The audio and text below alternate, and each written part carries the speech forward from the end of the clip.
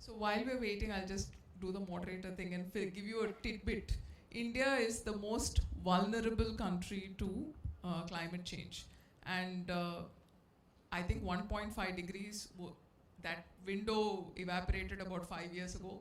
I think 2.5 is also it's a forlorn wish. So if we don't solve water, we're in a real problem.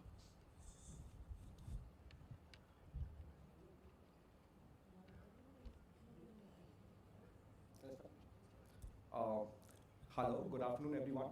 Thank you, Narasimhan sir, for inviting me here.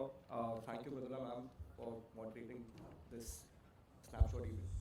So I am from Uniwater. My name is Rajat, and we are providing water, clean water as a service, and making sustainable communities, water sustainable communities. So, as in the previous panel on the water sustainability, it was derived that awareness with respect to water management, water savings is already there. Uh, Even though the awareness is there and even government is doing their bit it's not enough, but they are doing small bits. But even then, adoption of water treatment technologies or even say rainwater harvesting is bare minimum. So why is it so? It is mainly because of three things. One is affordability, second is a lack of proper after-sales service, because water is a very service-heavy industry, and third is an access of proper solutions to the customer who needs it. So we provide an integrated water solution where we would provide water quality management as a service, and we would charge them on the consumption. So there's an inherent consumption management also. And then we would, in future, we would adopt zero water footprint services where we would give them rainwater harvesting and wastewater recycling as a part of the entire integrated product, and still charge them on their consumption. So we are adopting technology, giving metrics, but it is not, the major metric is water consumption on which the billing will be based.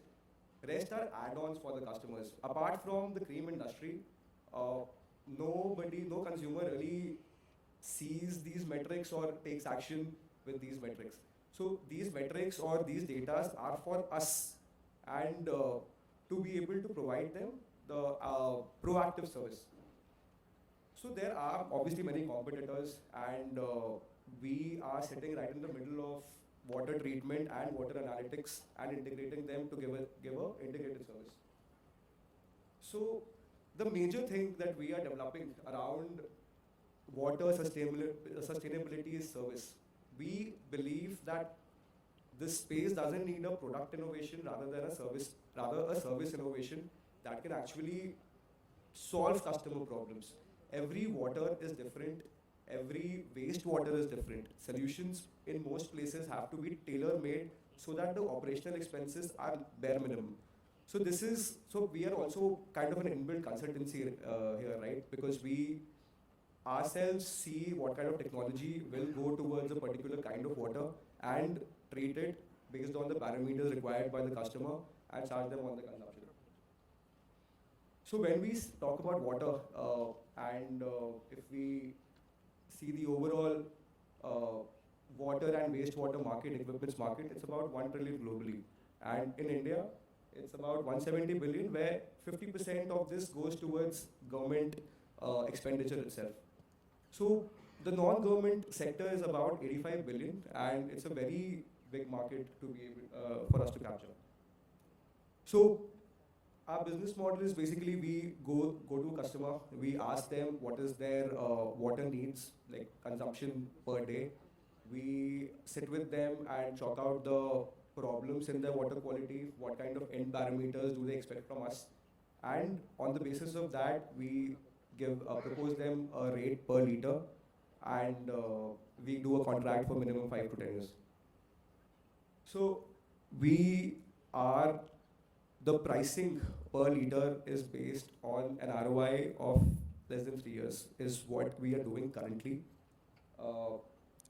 There's an example given. If there's a flat of, say, 50 flats, 5 people in each flat, then the consumption would be about 40,000 liters.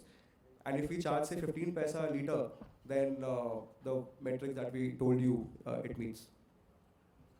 So right now, what we are doing, we are working on two business models. We are a startup who has been customer funded. We have taken advances from customers and have been living on that. So right now, we provide drinking water and iron-free water or soft water as a service because we have very limited funds to be able to put the capex ourselves and provide the service. So that is why this dual model where we are doing projects also and giving water as a service. We are currently operational in Kolkata and East Nepal, where we have done more than 50 projects, out of which 35 are on project basis and 15 on the recurring basis, where we already have a monthly revenue of 40,000 rupees via these subscription model. So we are currently building the technology, the analytics that we intend to build for giving an intervention-free service to our customers.